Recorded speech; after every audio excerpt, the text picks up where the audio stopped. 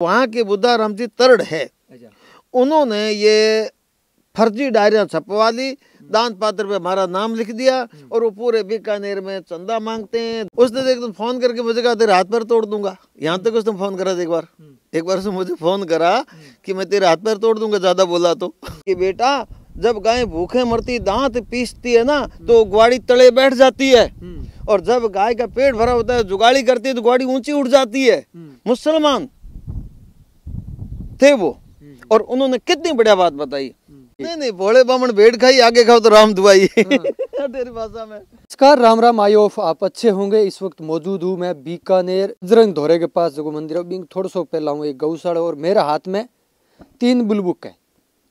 3 बिलबुका को कहीं राज आप देखा तो एक आप कई बार फिल्मा देखा करा, या फिर कई बार आप बाबा की सीरीज हुआ है वह देखा करा, बंग मैं अभी राज खुलिया करा। लेकिन 3 बिलबुका को कहीं राज है। आज भी राज के माते आप जो पर्दो उठाने वास्ते बाबा जी मिलन आया, और बाबा जी आप आगे जो इतिहास है वो भी जानागा, और भी बाद में आप है जगह 3 बिलबुका को है जो राज है जगह को पर्दो है जो उठावा। राम राम बाबा जी। राम राम। अच्छा, एक बात आप करा तो थी बाल योगी माया तू कद्दू है थारी आज शुरुआत हुई, और घराड़ा कहीं क्यों था कहीं नहीं? मेरे जन्मभूमि पेमासर गांव है, उदासर से 5 किलोमीटर आगे। मैं एक बार समाज में मेरा जन्म हुआ, तो 5वीं तक स्कूल थी, मैंने 5वीं वहाँ पास कर ली। फिर मैं पुगल चला गया छात्रावास में, 8वीं तक थी, मैंने 8वीं पास कर ली। फिर लोहावट में हॉस्टल में मुझे डाल दिया गया फड़ौदी के पास में। तो मैंने 10वीं का एग्जाम देकर के साइंस मैथमेटिक्स से बचपन से वैराग्य था। मैं हरिद्वार चला गया, हरिद्वार से मैं बद्रीनाथ केदारनाथ चला गया। तो फिर मैंने संन्यास ले लिया, और मैं वृंदावन भी 7 वर्ष रहा। हरिद्वार में मेरा गुरु आश्रम था, संन्यास है भी। तो फिर मैं 20 वर्ष उत्तर प्रदेश में ही रहा, अखाड़े में महात्माओं के बीच में रहा। 20 वर्ष बाद जब मैं मन में आया कि माँ से मिल के आवे, तो मैं मिलने के लिए यहाँ आया। ओळखिया के जाऊँ नहीं, किसी ने नहीं पहचाना मेरे को। वो मैंने जब अपना परिचय दिया, जब 20 साल में काफ़ी परिवर्तन आ गया शरीर में, हाँ, तो उनको मैंने परिचय दिया। तो फिर ये भीमनगर है, यहाँ क्या है कि कोई काम से हम आए तो यहाँ एक आसूराम जी मेघवाल थे, हरिकिशन जी माली थे, उसका भाई तेजगढ़ एडवोकेट है जफसर गेट वाले, तो वो बैठे हुए थे। तो वो मेरे को कहने लगे कि महाराज जी आप तो साधु हो, और यहाँ चैन नाथ जी की मढ़ी है बजरंग दौर के पास में, बाबा रामदेव जी का मंदिर है, तो वहाँ कोई साधु नहीं रह रहा है। तो मैंने कहा मैं तो शहरों में रहता हूँ, कथा करता हूँ, ज़बरदस्ती मुझे लाए, जगह दिखाई। अब जगह मैंने देखी तो ये उजड़ी हुई जगह थी, और यहाँ मतलब बबूल कीकर झाड़ जंखड़ इस तरह वाला था, यहाँ कुछ नहीं था। और पीछे 7 समाधियाँ बनी हुई थी, एक चैननाथ जी की गुफा भी बनी हुई थी, उनकी साधना स्थली थी। तो मैंने देख करके मन में सोचा, जहाँ मेरा बादशाह रुलता फिरे बजीर। हम देखो वो जब महात्मा थे तो यहाँ पर महाराजा गंगा सिंह जी भी आया करते थे, खुशाल चंद जी डागा भी आया करते थे, वो सिद्ध पुरुष थे। गंगा सिंह जी की अगर बात करें तो वो तो बहुत पुराने राजा थे, देश आजाद होने से पहले। तो वो क्या करते? देखो देश आजाद 1947 में हुआ, और 1948 में चैननाथ जी ब्रह्मलीन हो गए, एक्सपायर हो गए। 1948 में तो इसके संस्थापक जो महात्मा थे ना, वो ब्रह्मलीन भी हो गए, एक्सपायर हो गए 1948 में। इस मंदिर की अपने बात करें तो ये बहुत पुराना मंदिर है। मंदिर पुराना है भाई। जब हमने लाइट कनेक्शन लिया तो उन्होंने जमाबंदी मांगी, तो हमने वो जमाबंदी निकलवाई, तो 1911 की जमाबंदी निकली। 31 जनवरी 1911, 2 फरवरी 1911, उसमें तहसीलदार के, पटवारी के, सुप्रिटेंडेंट के साइन करे हुए थे। तो मंदिर बना होगा जब जमाबंदी में चढ़ा होगा, तो मंदिर तो उससे भी पहले का है। 1911 में रिकॉर्ड में चढ़ गया मंदिर, 4 बीघा 7 विश्वास की जमीन भी चढ़ गई। और ये है गोचर भूमि सरे नथानिया 28,205 बीघा। और ये गोचर भूमि जिसमें 1658 में औरंगजेब जो है वो दिल्ली का बादशाह बना, शाहजहां को कैद करके। उस समय बीकानेर के 9वें महाराजा कर्ण सिंह थे, बीकानेर के 9वें महाराजा कर्ण सिंह थे, उनके पुत्र अनूप सिंह 10वें महाराजा हुए। तो उस समय वाणियों ने ये जमीन खरीदी 28,205 बीघा, क्यों राजाओं को पैसों की जरूरत पड़ती थी। उन्होंने सोचा पैसा तो आएगा ही नहीं, तो क्यों ना जमीन ही खरीद लें और गायों के लिए छोड़ दें। तो उसको गोचर भूमि घोषित कर दिया। आज भी उनका ट्रस्ट बना हुआ है, इसका मालिकान हक उनके पास है। जो महाराजा गंगा सिंह यूनिवर्सिटी बनी है 1300 बीघा में, 3 साल तक मुकदमा लड़ना पड़ा। ये जो इस ट्रस्ट है, गोत्र भूमि के ट्रस्ट हैं, 2 बार रामेश्वर रूडी MP थे तो राम सुखदास जी को मनाने गए थे कि हमको जमीन दो यूनिवर्सिटी के लिए।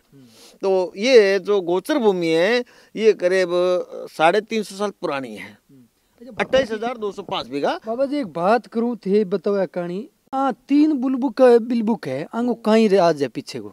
इनका ये राज है कि 2 तो मेरी खुद की है ओरिजिनल, जो मैं शुरू से ही मैं 5 रुपए दे 5,000 दे मैं अपना उसके पर्ची काटता हूँ। ये तो मेरी खुद की है। ये आपने मंदिर हाँ, ये तो मेरे मंदिर की है बिलबुक एक अपने इस गौशाला और मंदिर की, जिसमें लिखा हुआ है प्राचीन बाबा श्री रामदेव जी मंदिर एवं चैनेश्वर महादेव मंदिर एवं गौ सेवा और चैनेश्वर मठ शिव धोरा। ये एक तो ये है न्यू STC कॉलेज के सामने। और एक ये जो हमारी डायरी है ये हमारे कार्बन कॉपी रखता हूँ। हाँ, ये हमारे कार्बन कॉपी वाली एक है ये कार्बन कॉपी। हाँ 2। अच्छा ये 2 तो अपने हो गई संस्था की हो गई। इसका क्या राज है? ये बड़ी भी है, एक आप देखोगे उनसे बड़ी भी है और इसके पीछे ही जो सारा रहस्य है वो छुपा हुआ है। ये क्या रहस्य है इसका? ये जो गाडवाड़ा है वहाँ के बुद्धाराम, गाडवाड़ा गांव जो कोलायती की तरफ नहीं, ये आपके नापासर से पहले। अच्छा नापासर के पहले वाला ये हाँ, ये गाडवाड़ा। तो वहाँ के बुद्धाराम जी तरड़ है। उन्होंने ये फर्जी डायरियां छपवा ली, दान पत्र पे हमारा नाम लिख दिया और वो पूरे बीकानेर में चंदा मांगते हैं, जगह जगह दान पत्र के वो अपना ले जाते हैं। ये तो एक दिन ऊन मंडी के पुल पार करते दुकानों मांग रहे थे, तो वो लोग तो हमको जानते थे। तो उन्होंने मुझे फोन करा, हमने उनको पकड़ लिया तो जीप में डाला और रिको पुलिस चौकी में लेके गया। वो चलती जीप में कूद के वो भाग गया बंदा। तो जीप में बीच में भाग गया ऐसे कि हट्टा कट्टा। हाँ, हट्टा कट्टा है बिल्कुल। उम्र तो 65-70 साल है पर हट्टा कट्टा है। वो भाग गया। अब दुकानदार से बात करा, भाई तुम गवाही दो तो मैं FIR दर्ज करूं। तो उसके लिए कोई दुकानदार तैयार नहीं होता कि कौन लफड़ों में पड़े, झंझट में पड़े। एक अपने हमेशा देखते हैं कि गौदान लोग करने के लिए सबसे आगे रहते हैं, आतुर रहते हैं, लेकिन कुछ लोग गौदान के नाम पर जो ये फर्जी रसीदें छपवाते हैं, बिल बुक छपवाते हैं, ये दान का काम है, वो घर पे यूज लेते हैं। अच्छा बाबा जी एक मैं बात पूछूंगा, थोड़ा सा ओढ़पो भी दूंगा। थारे नाव की बिल बुक है संस्था की, तो बन बंदे किया छपवा ले, इया किया राज है, इंगो कहीं राज है? उसने एक दिन फोन करके मुझे कहा तेरे हाथ पैर तोड़ दूंगा। यहाँ तक उसने फोन करा था एक बार उसने मुझे फोन करा कि मैं तेरे हाथ पैर तोड़ दूंगा ज्यादा बोला तो। ये उसका दुस्साहस है। एक बात करें तो वो कोई क्या इसमें अपने साथ कभी काम किया है, क्या हुआ है? हाँ, ये शुरुआत में जब आया था तो ये 2-3 बार आया, कहता है मैं सेवा में रख लो। मैंने कहा मैं लोकल आदमी को नहीं रखता हूँ सेवा में, तो मेरे पे तो स्टाफ रखा हुआ है और तुम बुजुर्ग आदमी हो, गायों का काम होगा भी नहीं, मैं तो 25,000 रुपये तो देता हूँ परिवार को। तो कि मैं अपना जो है चंदा मांग के लाके आपको देता रहूँगा और मेरे को तो खाली आप जो है किराया दे देना, मैं पैसा नहीं लूँगा। तो हमने इसको डायरी दे दी, अपनी बिल बुक दे दी और दान पत्र भी दे दिया। इस चंदा मांगना शुरू करा। अब दुकानदारों से मेरी बात करा तो मैं कहता भाई हमारे ये आदमी है, दे दो। जब ये साल भर में इसकी ये पैठ बन गई तो बाद में पता लगा ये पैसा तो घर ले जा रहा है। मतलब इसने गेम खेला कि आपके साथ मिलके लोगों के साथ जहां अपन लोग दान करते हैं उन लोगों के साथ उसने विश्वास जमाया कि अपना एक नेटवर्क खड़ा करे, मार्केटिंग करे। बस। और फिर जब हमें उसकी जानकारी आई तो हमने उसको बुला करके, और उसकी पत्नी भी साथ में आई थी, तो हमने डायरी ले ली और दान पत्र ले लिया। मैंने कहा भाई मेरे बजरंग दौरे के पास बाबा रामदेव मंदिर चैनेश्वर गौ सेवा के नाम से मत मांगना, बाकी तुम दूसरी गौशाला की डायरियां ले लो, दूसरी गौशाला पे मांगो, कुछ भी करो, हमारे यहाँ से मत मांगना। तो ये फिर जब हमने अपनी असली बिल बुक ले ली तो इसने अपनी नकली छपा ली और ये फिर मांग पहचान तो थी उसकी थी। तो उन लोगों के फोन आए मेरे पास, फोन आए तो उनको हमने मना करा, भाई ये तो पैसा घर ले जाता है, मुझे नहीं देता है, ये आदमी तो फर्जी हो गया, बिल्कुल ये फ्रॉड कर रहा है, इसको मत दो आप। हाँ, तो अब सारे तो फोन करते नहीं है, तो फिर जगह जगह से दान पत्र भी रख दिए, महीने से उठा के ले जाता है ये। हाँ, और अब वो कोई दुकानदार भाई मैं पुलिस कार्रवाई तो कल कर दूं, पर वो दुकानदार तो कहेगा जब बात बनेगी ना, भी आपने किसकी पर्ची काटी, किसकी काटी, वो भी तो कहे ना। हाँ, वो आगे वो कहते महाराज कौन चक्कर काटे आपके थाने कचहरी के। बाबा जी एक मैं बात पूछूं कि आजकल गौशाला चलानो हर लोग चाहे कि बस गौशाला खोल लियो, बिल बुक छपा ली, और मतलब आज देहूँ ज्यादा अगर आप देखा तो सब जगह फर्जीवाड़ा हो रही है। और भी हूँ बाद के मैं एक वो प्रश्न भी उठे है कि अभी जो 18 साल बीती है हर गौशाला साल बीत रही है, तो इनको की है जो को हल निकल सके। देखो इसका हल तो यही निकलता है कि जो दानदाता है वो अपनी समझदारी का, अपने विवेक का, सही गलत का विवेक उसे कहते हैं, सही और गलत का नाम, पहचान का नाम विवेक है। कणक है, उसमें पत्थर होते हैं, निकालते हैं, उसको अलग कर दिया पिसाने के लिए, तो वो अपने विवेक का इस्तेमाल करके और वो उसको अपना ना देवे।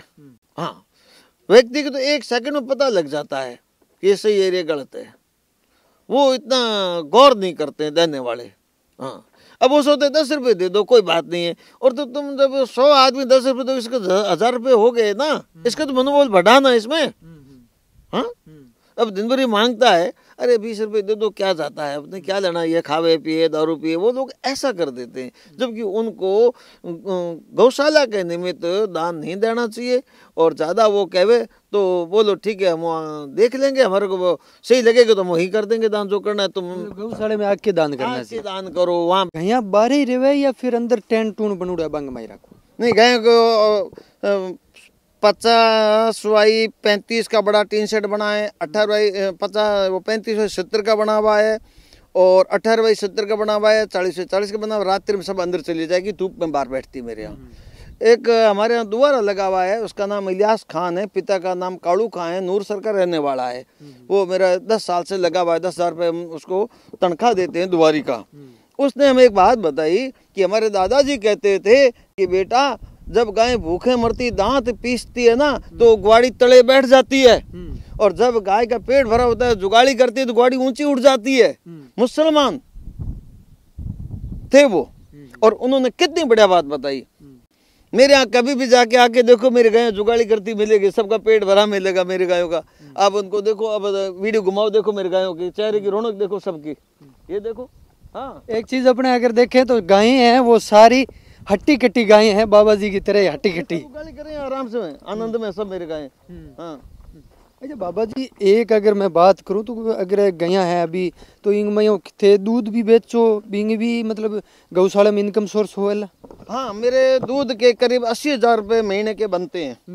दोनों टाइम का दूध जो बिकता है 25-30 किलो सुबह हो जाता है, 25-30 किलो शाम को हो जाता है, तो 80,000 रुपये दूध के बनते हैं, जिसमें 1,30,000 का चाटा आता है मेरा। हाँ, और 10,000 हम दुआरे को देते हैं, तो उसमें मैं थोड़ा सारा लग जाता है। हाँ, चीज अगर मैं बात करूं तो गौशाले की बहुत ही अच्छी व्यवस्था की हुई है। आप इस तरफ देखो तो बड़े बड़े टिन सेट लगा के बड़े बड़े ये जो गौए हैं उनके लिए ये हॉल बनाए गए हैं, क्योंकि सर्दी का काफ़ी मौसम चल रहा है। और अभी है जो गायें देखोगे आप पूरी हट्टी कट्टी है, कई जगह अपने देखते हैं गायें हैं जो थकी हुई मिलती है। और उसके बाद ये जो 3 बिल बुकें थी इनका आपने राज सुना होगा, आपने देखा भी होगा इस वीडियो में कि बाबा जी ने किस प्रकार जो इन 3 बिल बुकों का जो राज था उसके ऊपर से पर्दा उठाया। लेकिन आपकी क्या कुछ राय है इस वीडियो को लेकर, वो कमेंट सेक्शन में कमेंट करके जरूर बताइए। और वीडियो को एक बात और भी कहना है कि 26 साल से मैं ही मांगता हूँ, मैं ही पर्चा काटता हूँ, बाकी मेरा कोई भी आपने कोई मतलब कोई कैंडिडेट नहीं, मेरा कोई प्रतिनिधि नहीं है, मेरा कोई सेवक नहीं है, मेरी गौशाला से कोई दूसरा पर्ची नहीं काटता है कहीं, मैं खुद ही जाके एक पर्ची काटता हूँ जब भी जहाँ भी काटता हूँ। इसकी आपने खूबी देख ली कि एक बंदे को बुला के आपके साथ क्या बीती है, उसके बाद आपको मतलब कुछ कहते हैं कि अक्ल ठिकाने आ गई। नहीं, भोले बामण भेड़ खाई आगे खाओ तो राम दुआई तेरी भाषा में। तो वीडियो ने ज्यादा से ज्यादा दब शेयर कर दिया, और कमेंट सेक्शन में मैं कमेंट करके जरूर बता दिया कि थाने वीडियो के डोग लागियो, और ये 3 बिल बुका को जो राज जो बिंग बारे में थे कहीं कहना चाहो बात जरूर बता दिया। मिला एक नेक्स्ट जगह, तब तक के लिए धन्यवाद।